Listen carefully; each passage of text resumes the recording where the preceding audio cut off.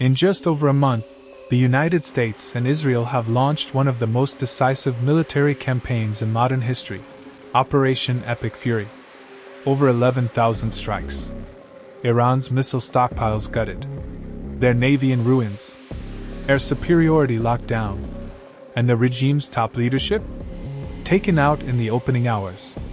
The American supremacist is back, and I'm breaking down exactly how the US is dominating Iran right now, the cutting-edge weapons, the smart tactics, and why this isn't even close. Let's dive in.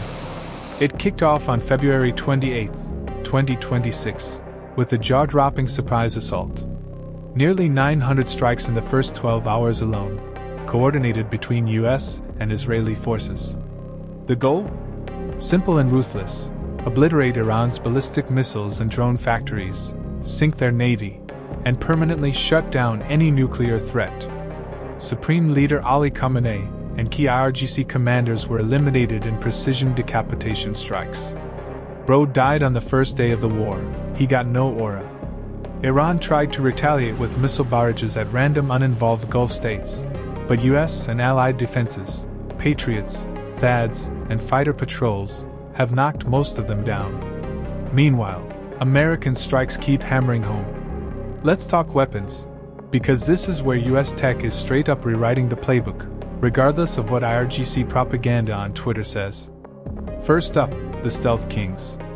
B-2 Spirit bombers flew round-trip missions from the US, dropping GBU-57 massive ordnance penetrators. Those 30,000-pound bunker busters that can punch through hundreds of feet of reinforced concrete. They hammered underground nuclear sites at Natanz and Fordow, cutting through that concrete like it was butter. Then the workhorses, B-52 Stratofortress and B-1 Lancer bombers. Once air defenses were suppressed, these legends started overland missions deep inside Iran. They're loaded with AGM, 158 JSSMER standoff cruise missiles, range over 1,000 kilometers, and JDM smart bombs for saturation strikes. One B-52 can drop 20 to 30 guided munitions in a single pass, wiping out air bases, missile factories, and command centers in one go. Over 11,000 strikes total? That's the kind of volume only America can sustain. Fighter jets are everywhere. F-35 Lightning IIs and F-22 Raptors owning the skies for air superiority and deep strikes.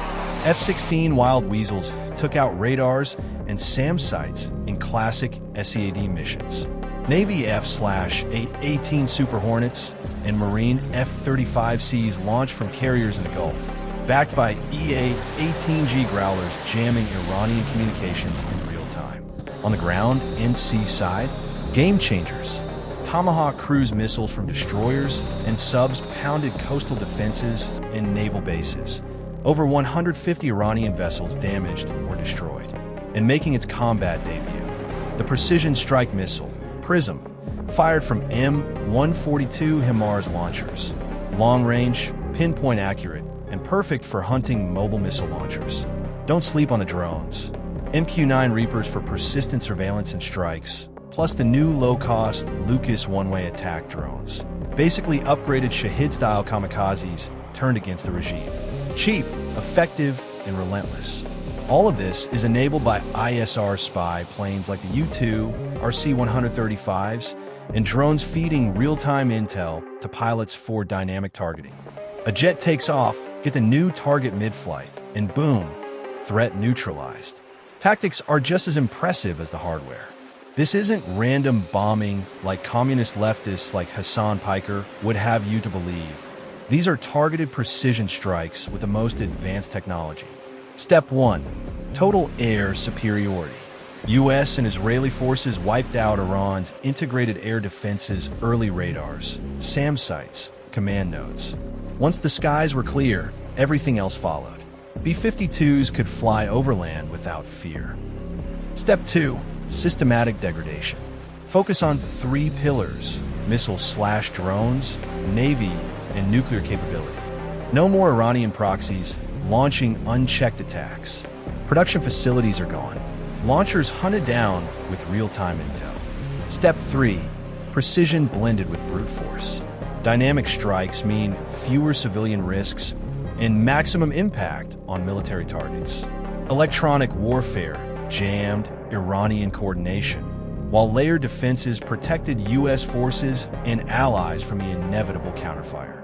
The results are clear. Iran's ballistic missile launches are down 86%, drone attacks slashed, Navy crippled. Core strategic objectives are nearing completion, just like President Trump said. Iran is firing back, but they're punching its shadows while the U.S. keeps the pressure on for the next couple of weeks. Look, wars are serious. Lives are affected on all sides. But from a military standpoint, the U.S. is showing the world what power projection looks like in 2026. This is simply something that must be done to protect future generations of Americans.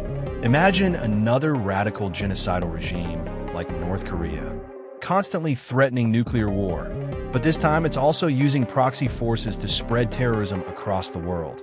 That would be the reality of Iran if this regime were allowed to continue to stay in power. We must destroy it before it is too late. No quagmire, no endless commitment, just decisive action to neutralize a potentially global threat. This is why Iran's ability to project power beyond its borders has been severely degraded. The regime that sponsored terror across the region is on the defensive, and America's allies in the Gulf and beyond are breathing easier. This campaign proves one thing. When the U.S. brings its full toolkit, the results speak for themselves. And no amount of IRGC propaganda and left slop will change reality. America is dominating, and there's nothing Russia or China can do about it.